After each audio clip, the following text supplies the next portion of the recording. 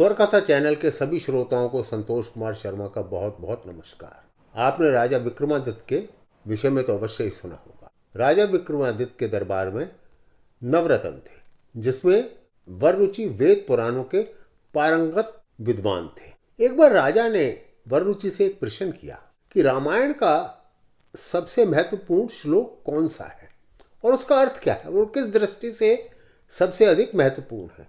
वररुचि एकदम से उसका उत्तर नहीं दे पाए। उन्होंने कहा कि रामायण के तो सारे श्लोक ही बड़े महत्वपूर्ण हैं और उनका अर्थ बड़ा गूढ़ भी है, लेकिन राजा विक्रमादित्य तो उन सब में एक ऐसे महत्वपूर्ण श्लोक को जानना चाहते थे। राजा ने वररुचि को आदेश दिया कि आप उसका उत्तर खोजिएगा और आप अब तभी वापस आए इस दरबार में जब आपने मेरे प्रश्न का उत्तर खोज लिया। वररुचि वहां से निकल गए। वो दर दर भटकने लगे। बहुत से विद्वानों के साथ उन्होंने चर्चा की, परंतु सभी ने ये कहा कि रामायण के तो सारे श्लोक ही सबसे महत्वपूर्ण हैं।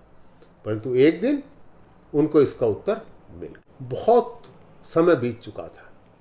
तब अचानक वररुचि राजा विक्रमादित्य के दरबार में आ गए और उन्होंने कहा, हे महाराज, मैंने आपके प्रश्न का उत्तर ढूंढ लिया है।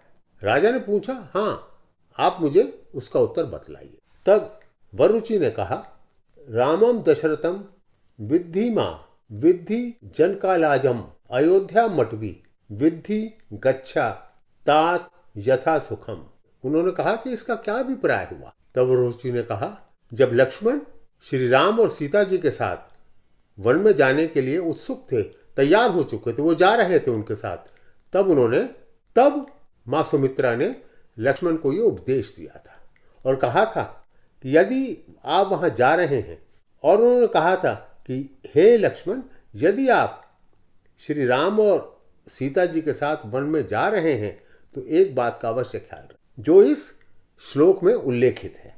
वररुचि ने इस श्लोक का अर्थ इस प्रकार से समझाया, राम को तुम दशरथ समझना, अर्थात तुम्हारे बड़े भाई राम को तुम अपने पिता ही मान लो। जानकी जी में तुम मेरी झांकी देखना, अर्थात उन्हें माता ही मान लो।